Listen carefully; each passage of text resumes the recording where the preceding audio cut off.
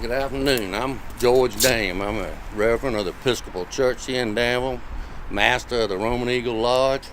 I'm just out to see my old friend Major Sutherland and his wife.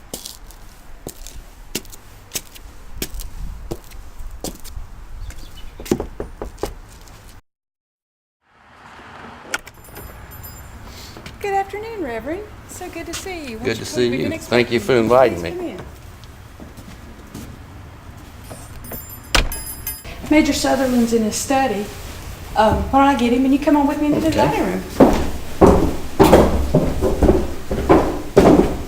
How are you, Reverend? I'm fine, thank you. Will everybody please have a seat? Reverend, would you like some tea? Thank you, Miss Sutherland. I'll see to it right away.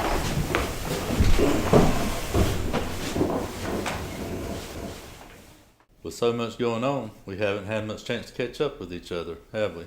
No, we haven't. I've had a lot to do with the Union prisoners and our own boys that are still in the hospital. I tell you, since this Union Army's been here, nothing's really the same. These are some hard times, and I don't know how much longer they're going to continue. These are trying times. But you have to admit that Danville and the surrounding areas have not suffered the hardships of other areas. Just look at Richmond. The ruins there, burned to the ground. And south of here, General Sherman and his troops just destroy all the towns, burn them to the ground. Farmhouses, barns burned, crops destroyed, horses and wagons stolen, and railroads and bridges destroyed beyond repair. Decent horse or mule cannot be found. And nobody in the South has any money to buy anything, to rebuild or even plant a crop. Yeah, so many fine young men were killed and so much destruction. How's your business doing? We're getting back on our feet. You know, the challenging part is trying to find enough labor, and trying to get financing for anything is almost impossible. Were you finally able to get a pardon? Yes, but it did take some time. It was said that, your part in having President Davis and his cabinet into your home was what's kind of stood in the way of a pardon. Yes, it did.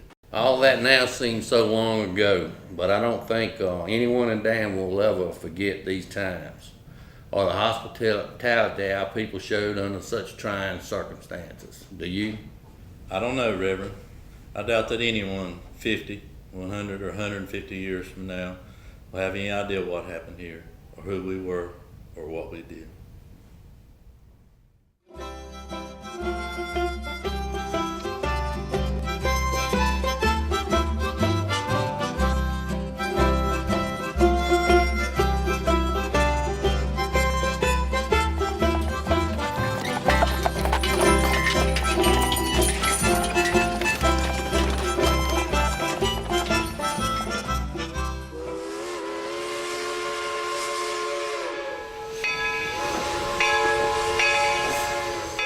The evacuation from Richmond was rather hurried. I think we departed around 11 o'clock. On our car was President Davis and his staff, Secretary Benjamin, Secretary Mallory, Secretary Reagan, Attorney General George Davis, and of course my husband George, who is Secretary of the Treasury, and myself. General Bragg and some of his staff were also on the train with us. Secretary Breckinridge was the only cabinet member not on the train. He had been detailed to stay behind and oversee the evacuation of Richmond. Most people forget that Secretary Breckinridge actually had been Vice President of the United States from 1856 to 1860, a senator from Kentucky, and also he came in second in the election to Abraham Lincoln in 1860. I think there were 4 trains, although I don't know who or what was on all of them. I know there were some troops from Georgia on one train, and that's because we hit some rough spots outside of South Boston. The flooring fell through from the train, and some of the soldiers fell and were killed. We had to stop and bury them on the side of the track. There were also a train that had the treasury on it, gold and silver, and some very important papers and documents were on another. Even a train in good repair does not move all that fast. But our trains were in terrible condition due to lack of parts to repair them. The Union cavalry had tore up track along the way, and we had to stop to repair it before we could continue on. We were all so tired. None of us really slept at all. The whole ordeal was exhausting.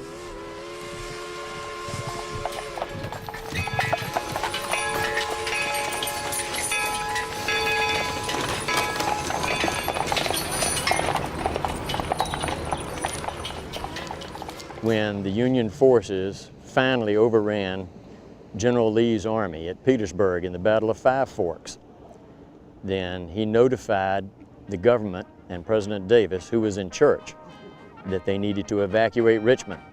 Ladies and gentlemen, the President. Wrong. Davis. And the plan had been to bring the government by train to Danville on the Richmond and Danville Railroad. Mr. President, welcome to Danville. Major Sutherland, good to see you, sir. Thank you for your hospitality. The cabinet will be right out. Mr. President, we will be your escort, sir. We have a cavalry company at the edge of town for your protection, sir. Thank you very kindly. We appreciate it, gentlemen. Come along, fellows. Let's proceed to the carriage, shall we? Danville was considered to be a defensible town with the river directly to the north. And the idea was that General Lee would march southwest from Richmond to Danville, and General Johnston would move his army from around Raleigh in front of General Sherman's Union troops. He would move northwest, and they would both be here in Danville, where when the armies combined, they could defeat first Grant and then turn on Sherman and defeat him.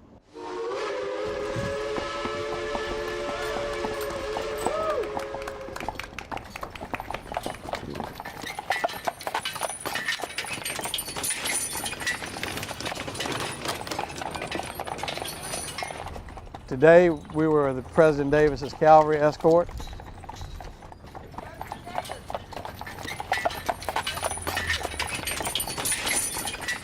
We met him at the train station and escorted his entourage to the Sutherland Mansion.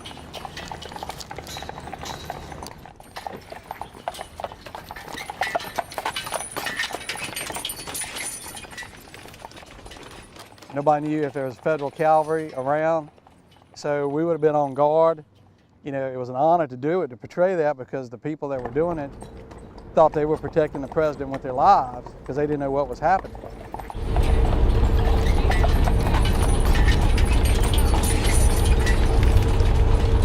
Detail!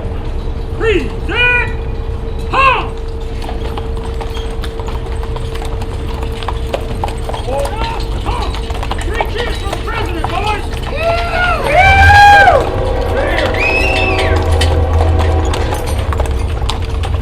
Danville was the big supply depot during the war. They could collect supplies in Greensboro, they could collect supplies here in Danville and Lynchburg, and all of those could be funneled by rail on the Richmond and Danville Railroad to Petersburg. And that's how Lee's army was able to survive in Petersburg for the better part of a year.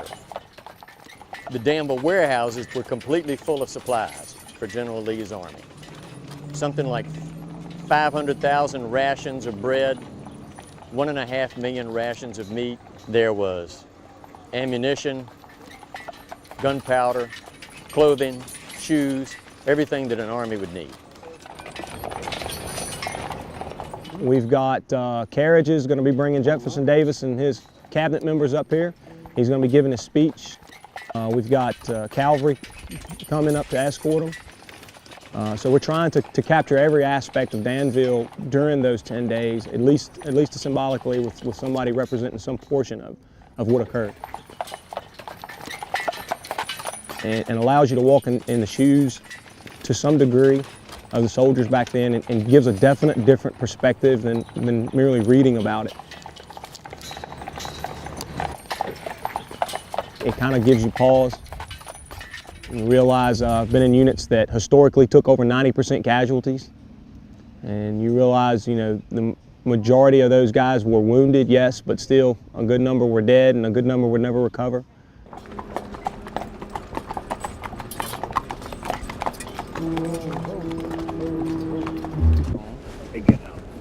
All right. Attention, company!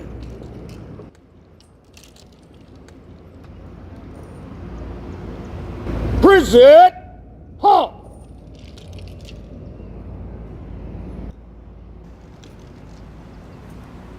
Thank you, gentlemen. Bless you.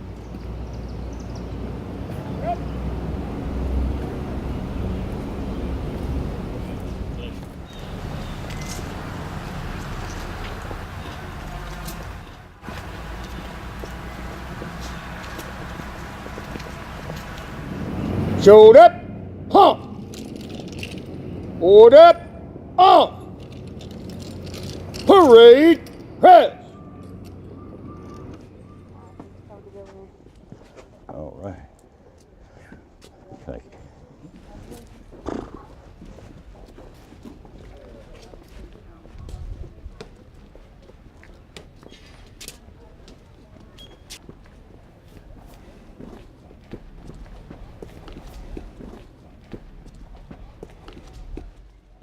And now may I present the President of the Confederate States of America, Mr. Jefferson Davis. Good afternoon.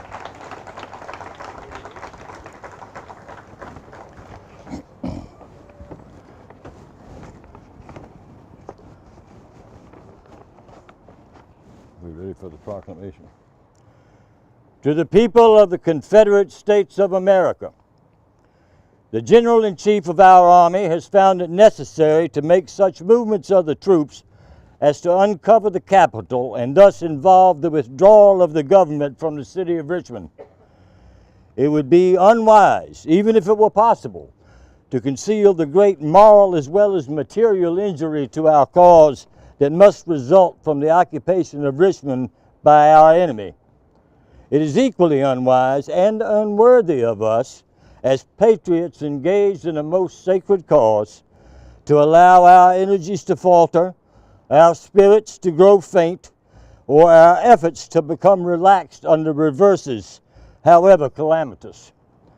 While it has been to us a source of national pride that for 4 years of unequaled warfare, we have been able, in close proximity to the center of the enemy's power, to maintain the seat of our chosen government free from the pollution of his presence, while the memories of the historic dead who have freely given their lives to its defense must ever remain enshrined in our hearts, and while the preservation of the Capitol, which is usually regarded as evidence to mankind of a separate national existence, was an object very dear to us, it is also true and must not be forgotten that the loss which we have suffered is not without compensation.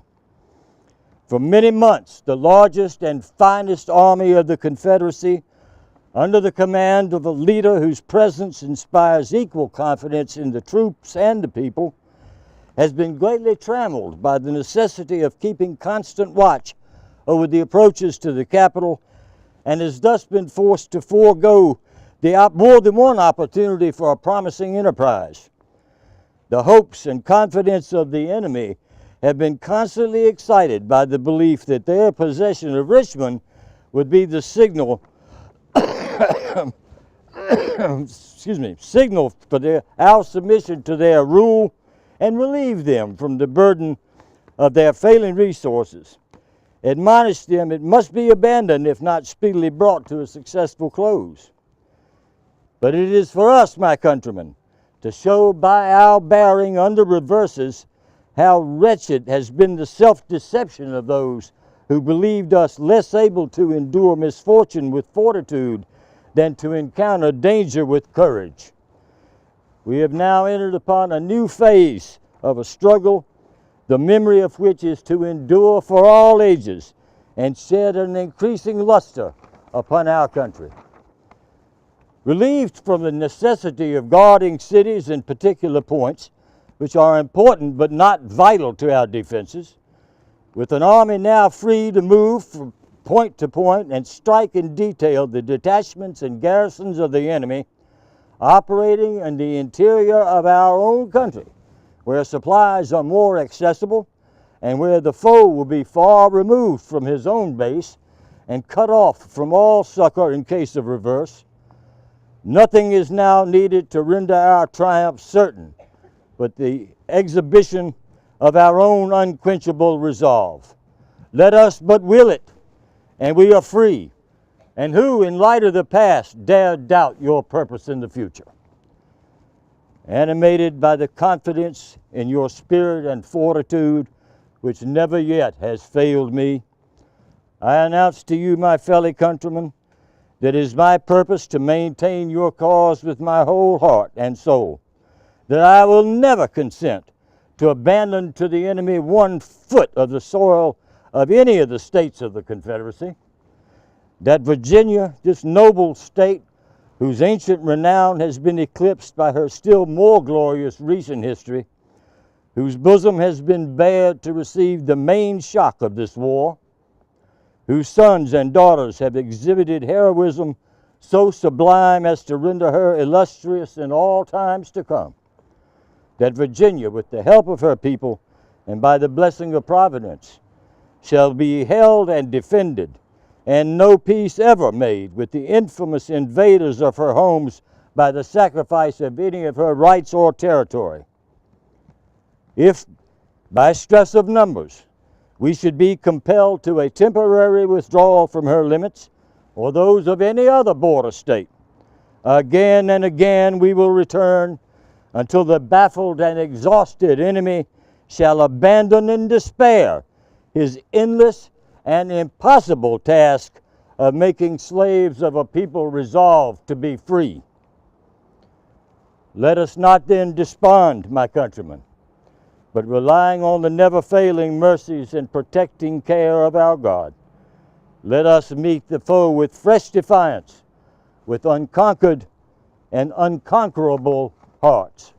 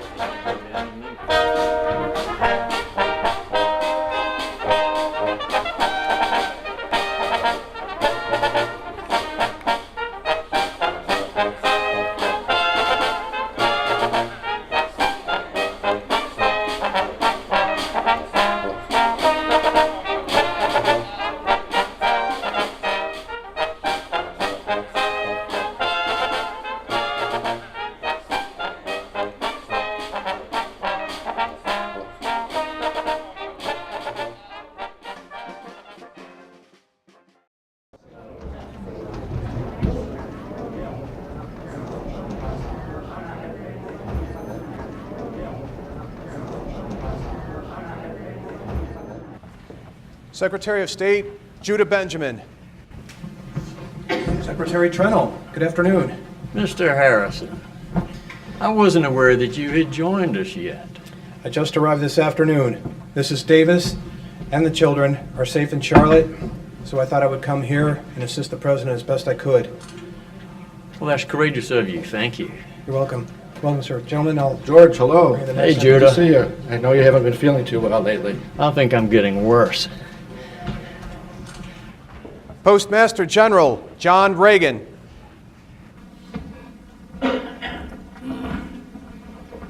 Hello, John. Good evening, sir. Pardon me if I don't get up. I've heard you've been ill. Please keep your seat. Hello there. Good to see you. Good afternoon. Secretary of the Navy Stephen Mallory. Good afternoon, Secretary Mallory. Good afternoon, gentlemen. Good afternoon, sir. Good afternoon, Thank you. Secretary Mallory. President Davis has arrived. Thank you. Be seated, gentlemen. Thank you.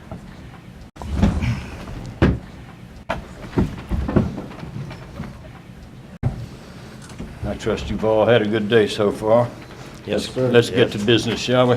Yes, sir. Yes, sir. Let's see. Well, gentlemen, the first thing I need to do is inform you that this afternoon we have now heard from Secretary Breckinridge, and he gives the first reliable reports we've had from General Lee since we left Richmond last Sunday. Breckinridge states, I'll quote him here, "I left General Lee at Farmville yesterday morning where he was passing the river for temporary relief. There was very little firing yesterday, and I have heard none today. The straggling, however, has been great, and the situation is not favorable. I will join you as soon as possible." Why would General Lee be at Farmville? That's not in the direction of Danville at all, is it? Apparently, the Yankee cavalry has cut the railroad between Richmond and Danville and also cut the telegraph at Jetersville. I understand General Lee was required to attempt to cross the Appomattox near Sailor's Creek, and there was a tremendous battle. I understand that a large portion, almost a third of his troops have been lost, including most of the local regiment, the 18th Virginia. Are you saying General Lee was defeated? The Telegraph asserts that General Lee will be moving west along the South Side Railroad towards Lynchburg, hoping for supplies.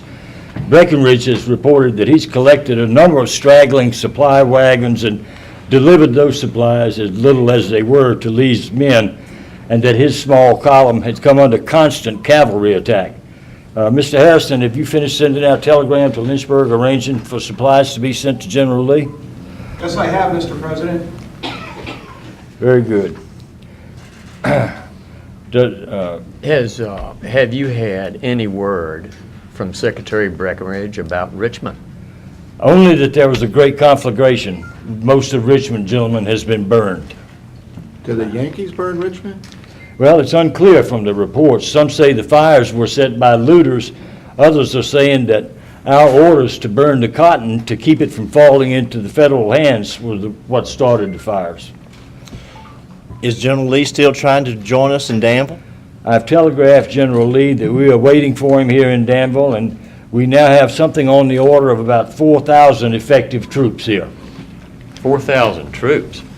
You know, apart from Admiral Sims' 500 men of the James River Squadron and a little bit of Home Guard, what in the world do we have in the way of 4,000 troops? I'm sorry, George, we neglected to inform you.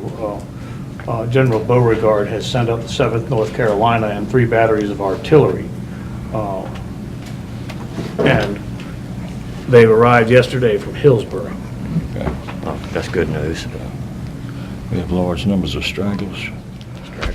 Well, I should think that when we get the reinforcements from General Johnston's army down near Raleigh, we should outfit them, and instead of sending them along to Lee, I believe we should hold them here until Breckinridge can arrive and tell us more about that situation. Mr. President, Admiral Sims is here as you requested. Shall I show him in? By all means, please show the Admiral in to the meeting. Yes, by all means. Thank you for coming, Admiral. And congratulations to you on your daring and ingenious escape from Richmond with the sailors from your fleet. Yes, my men were very resourceful, finding 2 locomotives and repairing them so that we could make our escape. I heard your men use parts from the scuttled ships to repair the locomotives and use fence rails for fuel. Yeah, well, would you please describe to us the nature and disposition of the defenses you're now overseeing for the protection of Danville? Certainly, Mr. President. As you instructed the day after your arrival, the trenches and earthworks south of the town have been redug and strengthened. These fortifications extend along a line from south of where we are right now to the river and down past beyond the train yard. Good, good. My James River men are manning the artillery guns that we have, and the Dan River will act as our fortification to the north. My men are also digging new trenches at the intersection of Main Street and Floyd Street. Excellent, Admiral Sims. Excellent work. I hereby confer upon you a new rank of Brigadier General of the Army, sir. Thank you, sir. You're so gracious. You can return to your duties now, General. Good evening, Mr. President. Good evening to you, gentlemen. Good evening. Well, now, when General Lee joins us here and meets up with General Johnston in the Army of Tennessee, moving up from North Carolina, we will be able to combine our forces and defeat first Grant here in the north, and then turn on Sherman's forces in the south and defeat him too. President Davis, I understand that General Lee is outnumbered in the field about 5-1, and General Johnston about the same. Well, that's accurate, sir, but the Yankees are extended far from their line of supply and in hostile territory. They're weary of war, and they're operating in piecemeal groups.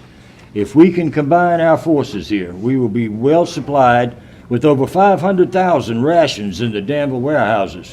We'll be in friendly territory and have the advantage also of our courageous men who want to continue this fight. Well, let us move on to other business. Yes. Who would like to report to us first? Mr. President, I'll report first. Very good. As you know, we've moved $523,000 of gold and silver in the Confederate Treasury, and some paper currency, and a chest of jewels that's donated by Southern Ladies, and all of that with $450,000 from Richmond banks. We have moved here, and it's on a train on a siding off of Lynn Street. Now, we have taken some of that silver and we've deposited it in the Bank of Danville, thanks to Major Sutherland, and from there we continue to pay the government's bills. Now, after my directive of March 1st, I would tell you that we've had a number of citizens that have asked to redeem their paper currency for silver as we have allowed. The exchange rate is 60 paper dollars for one silver dollar. And many of the citizens of Richmond took advantage of that. Some of the citizens of Danville have shown interest, but they won't accept the Mexican silver dollars that I donated to the Treasury years ago. They only accept U.S. silver, so that has left us with mostly the Mexican silver. Well, since operations are becoming normal again, when can the cabinet be paid? Secretary Reagan, President Davis forbids the payment of any persons other than soldiers. This coin is going to be a very troublesome elephant. You are correct, Secretary Mallory. The weight of the coins alone is almost 20,000 pounds. It is difficult to transport. It taxes the locomotives and it strains the tracks, which are in miserable condition. When we have to move it by wagon, it takes many trips. The horses are so old and so tired and weak from hunger that they can barely move the weight of those coins in this infernal red mud.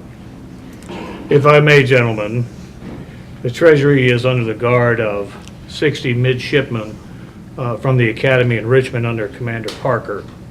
I picked these men because they are brave, honest, and strong officers. They're also gentlemen. They are well suited to work of this delicate nature. Secretary Benjamin, do you have any news at all of Governor Smith's whereabouts? We have some word, Mr. President, that the Virginia government escaped to Lynchburg. And they're on their way to Danville. So we should hear something from them by tomorrow or the next day. They should be in town. Good. Secretary Reagan, are the post office operations moving ahead? Yes, Mr. President. We have established ourselves on the first floor of the Masonic Temple building on Main Street. We have found quite a bit of mail that accumulated here in Danville to be sent out by train. And we also had mail brought with us from Richmond. We have postmarked and sent what we could. Of course, with the train service to Richmond and Petersburg cut, we cannot deliver that mail, and we'll just hold it here until the situation improves. That's good. In fact, that's excellent. Mr. President, Lieutenant John Wise is here. He says that he has information pertaining to General Lee's army. Shall I send him in? By all means, please, show him in. Isn't that the young officer that was at Clover Station, Governor Wise's son? I believe so, yes. Yeah.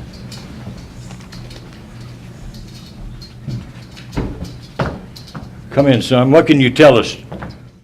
My President, after 3 days' ride, I have seen General Lee yesterday. Well, did you talk with him? General Lee wishes me to inform you that he has been forced to alter his course of retreat towards Lynchburg. The men have not had but one meal since leaving Richmond, and the Federals are pressing them from all sides. Do you think General Lee will be able to reach a point of safety with his army? I regret to say no. From what I saw and heard, I am satisfied that General Lee must surrender. Thank you, Lieutenant. Mr. Harrison, I'm sure this young man could use a meal. Would you see that if Miss Sutherland has something she can offer him? Certainly, sir. I appreciate it. Thank you, young man. Mr. President, what does this mean? Is General Lee defeated? I'll tell you what it means, Mr. Reagan. If General Lee surrenders, we will have no troops between General Grant and Danville. We are all in peril here. So what preparations should be made, Mr. President? I think with the first thing we should discuss is that the Treasury is in danger. With your permission, President Davis, I will make arrangements to have a train move that Treasury to maybe as far south as Charlotte tomorrow. Good. I'm reluctant to leave Virginia, but I have planned that if we must leave Danville, we will move by train to Greensboro. There at least we will have some temporary protection from General Johnston and the Army of Tennessee. Gentlemen, tomorrow is April 9th and it's Palm Sunday. We will conduct no business on that day, but we will meet again here on Monday.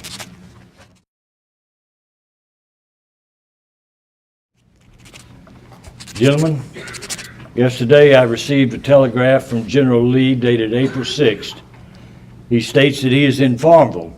Now, obviously, that's old news since the telegraphs have been cut. I responded to him that we were waiting for him here in Danville with rations and clothing for the men. I'm still unaware of the location of Secretary Breckinridge or how soon they might arrive in Danville. To a few, very few, these will be days of hope. To many, very many, these will be days of despondency and even despair. For all of us, there'll be days of great anxiety. Mr. President, Captain Graves is here with an urgent message for you. Show him in right away, Mr. Harrison.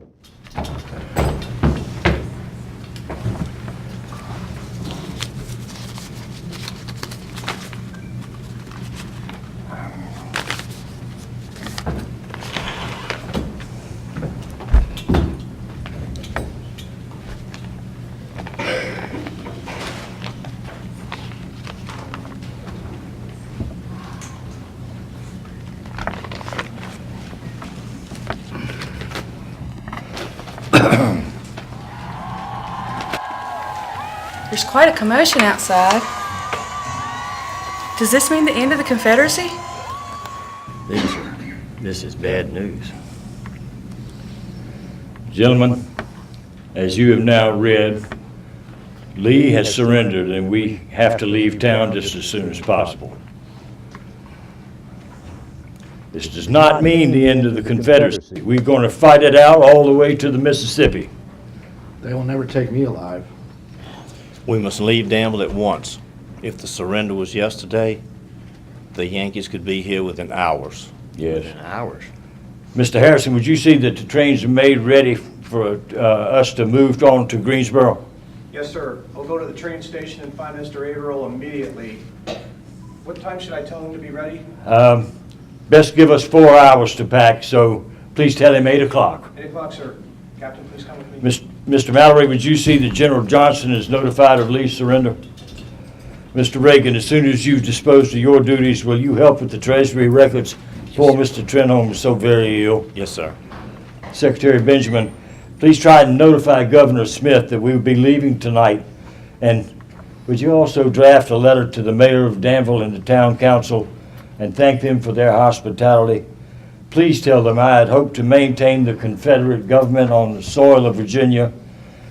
However, the shadows of misfortune which were upon us when I came here have now grown darker. Yes, sir.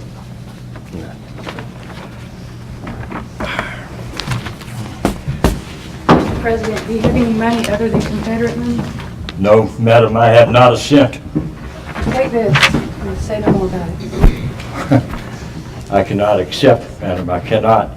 You and your husband are young and you will need this money. I am old and I have a feeling I shall not want for anything pretty soon. God bless you. God bless you, too. Gentlemen, we are adjourned.